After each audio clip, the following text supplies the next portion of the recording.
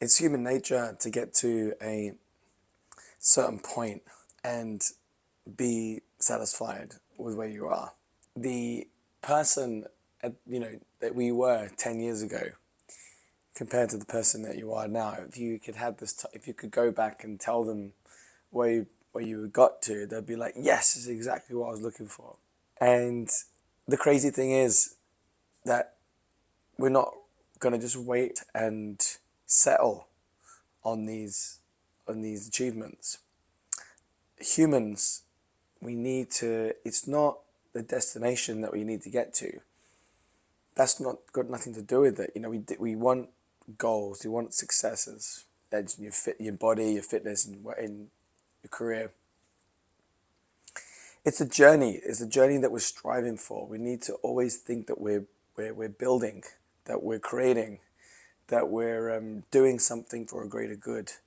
That at some point, what we leave behind is going to fulfill a destiny, and not just for us, for others to come. Whether that's our children, whether that's our colleagues, whether that's our families, our friends, and we get to decide here and now if whether we've got to where we are, that's enough, and we won't go any further in that space, or we decide that we're ready for a next challenge. We're ready for something else. We're ready to embark. Even though we've got tons of shit to do, this can't be it for us. We need to always be striving for something. We need to always be trying to level up. I'll give you an example. This last 6 months, 7 months for myself, in terms of my body and my fitness, has been one of complete recovery. Every time I have tried to rush back to, I felt my body's felt good, and I've tried to rush back to strength training, weight training. It doesn't last more than a couple of days. Actually, even from push-ups, any kind of squatting, definitely any kind of impact sport. What that's done is that's taught me the importance of patience. It's taught me the importance of taking it slow, listening to my body. My body wants it. It's craving for recovery. It's craving for rest. It's craving for symmetry, and that's what I've been working on. So my training sessions now is not in the gym. It's not heavy weightlifting. It's not intensive cardio. It's not running ultra marathons. That's what I want to do. But what my body is requiring right now is for me to slow things down. Maybe that's because it's been under some stress over the last year with having two young kids coming with the business after COVID. Many of you know the situation there. Maybe it's because of that. Maybe it's because of I was doing hours on end of training, and my body just kind of said, no, you need to the sympathetic nervous system just shut down, central nervous system just shut down, and it needed a different stress, and because the stress I was giving it was to more of the same stuff. So listening to that, my training sessions now became 20 minutes, 15, 20 minutes in front of the TV or in front of the laptop, just stretching, opening the hips, opening the calves, opening the hamstrings, working the shoulders. And now only now have I started to get back into the gym again, and started to get back into, because my body is feeling right, I can start to do a little bit the opposite of what I would normally do. So I want to kind of do high intensity workouts, do my pushing, do my pulling, do my squatting, do my deadlifting, and intensive work.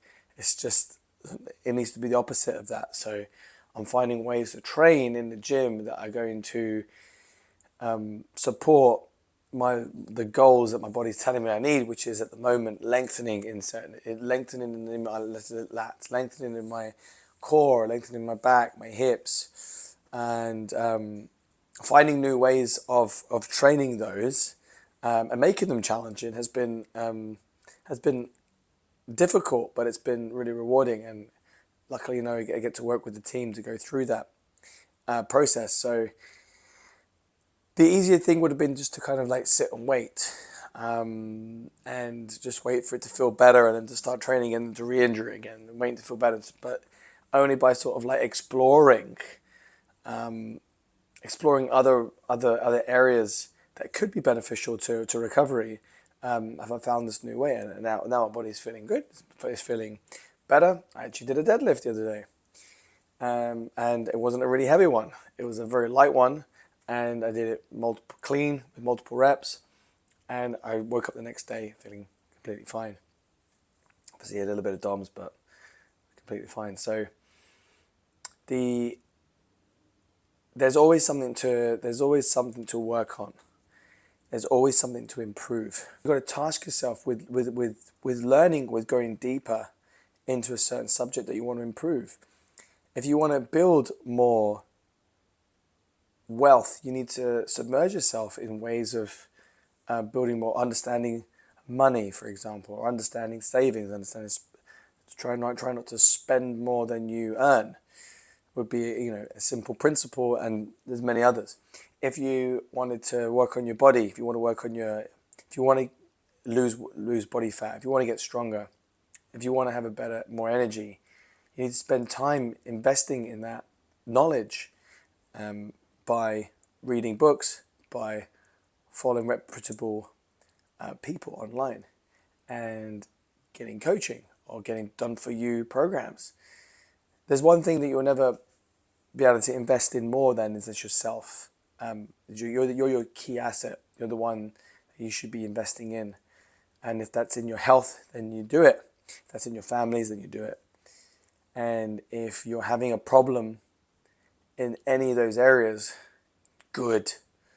As Jocko Willink would say, that's good. You got a problem? Good. You're overweight, suffering with diabetes? Good. You're financially struggling? Good.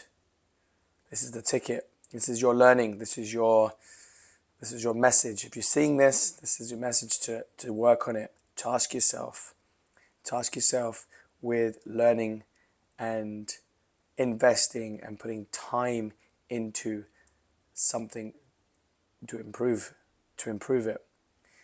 One of my clients just now, he had a transformation, his photo transformation. Looked really good. And I know that he knows that it was really good, but also I know that he knows that it could be better. And we worked together for over a year now, probably about 20 months or so. And the progress has been excellent. You'll see a picture online. Some of you will know him already. I'll do a lot of work with. He's 36 years old, and he spent 20 months working on his body, and he's seen some changes in 20 months. And only over the last 6-7 months he started to dial in his nutrition, which is when he really started to see some progress. Now, 20 months over the course of 36 years is not a long time. What happens if he continues this vein of form for the next 5 years? What's his body going to look like then? What's his habits going to look like then? How dense, thick, and strong has his metabolism and muscular system become, and immune system become, through having better training and nutrition habits? How much more resilient has he become to overcoming challenges when he can get up at 7, 8 o'clock in the morning every 3 times per week and work on his body? And that compounded over time, that's compound interest right there. So 5 years' time, what will his body look like? In 10 years' time, what will his body look like? It's just the start. Some people want to try and get a fat loss fast within the course of 4 weeks, 8 weeks, missing a point. Anything you pursue should be a lifelong, any pursuit that you want to become excellent at and have great success in needs to be lifelong. It needs to be at least 5 to 10 years. They say it's 10 years to become a specialist in something. So if you want to have excellent standards in your fitness, if you want to have excellent standards in relationships, it's 10 years of repetitive learning, making mistakes. And if you can do that, you can become an expert at anything that you put your mind to. Get to work on that thing that you want to get to work on. Put yourself to work on it.